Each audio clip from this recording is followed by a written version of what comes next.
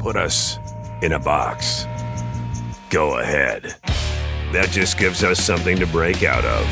Because the next generation 2025 GMC Terrain Elevation is raising the standard of what comes standard.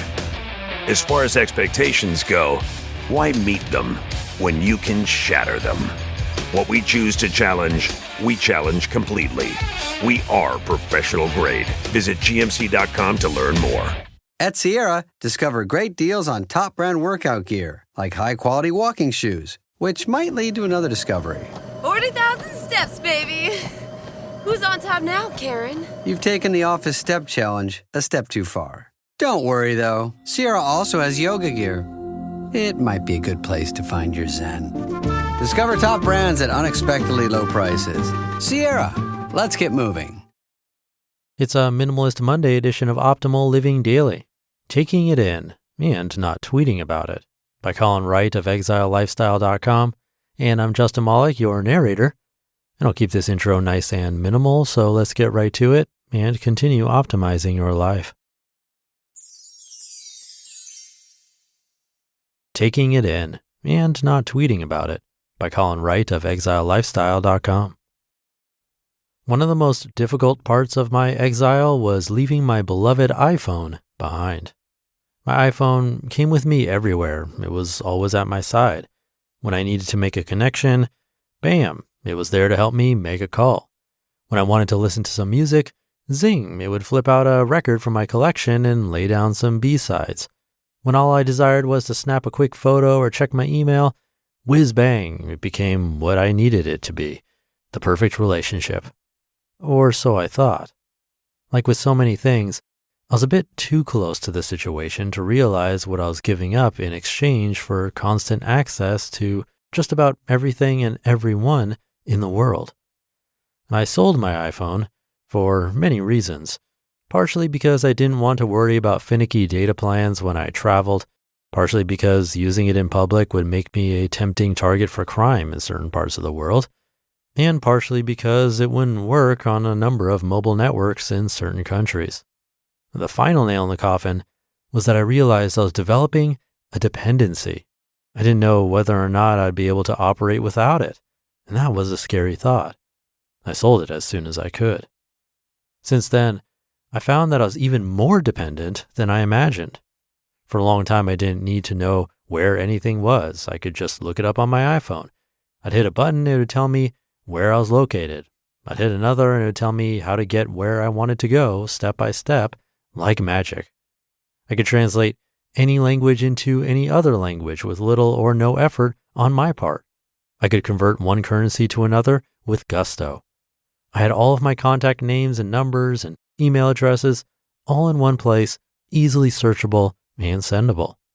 I was making myself ignorant, pushing all of that information out of my mind and into this tiny little device. I was building a crutch out of bits, bytes, and sexy hardware. It's called distributed memory. It usually occurs when two people start a relationship and information acquired by the couple is subconsciously divided between them. One person might remember dates and times and how to cook that meal they had at their friend's house that one time, while the other remembers where the bills are, when they need to be paid, which key goes to the mailbox, and how much they need to save every month to take that ski trip later in the year. It happens to every couple to one degree or another, and I was developing, nay, deep into, this kind of relationship with my iPhone. So now, half a year later, I'm finally back to my pre-iPhone condition. My info is retained mostly within my brain, except for the bits that just pass on through, and the responsibility for knowing what goes where and who's who is mine and mine alone. I'm also much more in the moment than I was before. Look around any social situation, you'll see most people are engrossed 10 to 70% of the time in their mobile device. They might have gotten dressed up for the party, but part of their minds are on Twitter or Facebook or texting or in their inbox. They might be taking a photo of a beautiful sunset or telling a friend about something funny that just happened, but are they really experiencing the sunset? Are they taking every bit of the funniness in? Not really. Usually they snap a photo and then turn around and walk away. They see something funny, laugh inwardly, face unmoving, and then LOL to their Twitter followers. There's nothing wrong with this, of course. I've been the same and likely will be again as soon as I decide to get a smartphone once more, and it will happen. The relationship that I have with my device will be different this time around, though. Now that I've had a pure experience again, really stopped and focused and taken it all in, I won't be able to live without it. This may mean that I take fewer photographs and don't tweet as frequently, but I can always tell people about my experiences later. I can always take a photograph the next time I see something similar or just tell people about it after the fact. Sharing is great, but if you give away your life before taking the time to experience it yourself, you're missing out on everything. You just listened to the post titled, Taking It In and Not Tweeting About It by Colin Wright of ExileLifestyle.com, and I'll be right back with my commentary. Today's episode is brought to you by Strawberry.me. Feeling a bit stuck professionally even after all your hard work? Maybe you're eyeing a promotion, searching for a more fulfilling job, or just unsure about your next career step. Strawberry.me Career Coaching is here to help you move forward with confidence. They connect you with a certified career coach who truly understands your unique challenges and aspirations.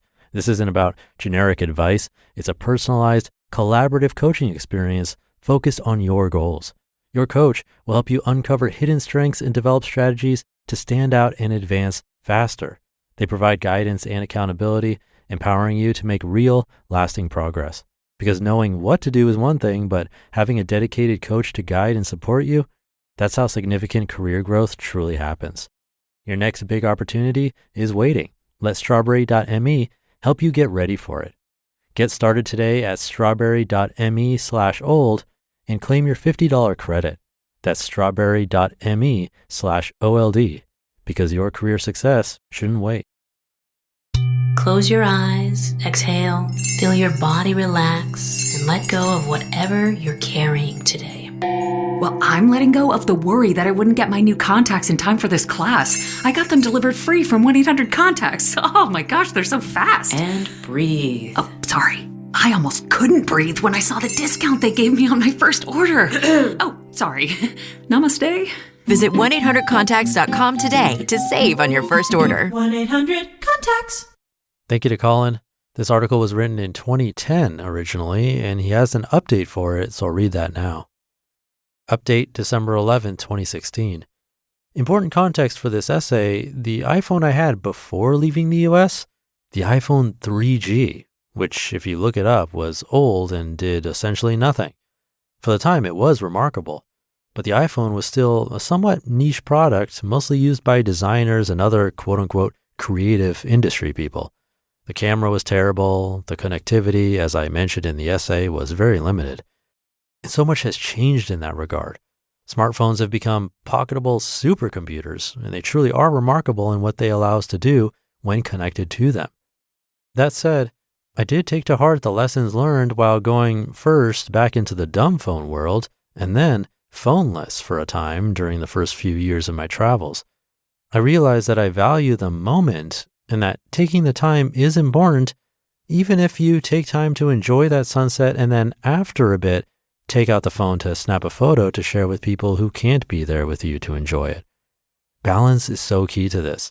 If you go completely off grid, you miss out on some of the marvelous things that are happening in the interconnected space that we tap into using the mobile internet. If you go into full-phone-absorption mode, you miss out on the world around you.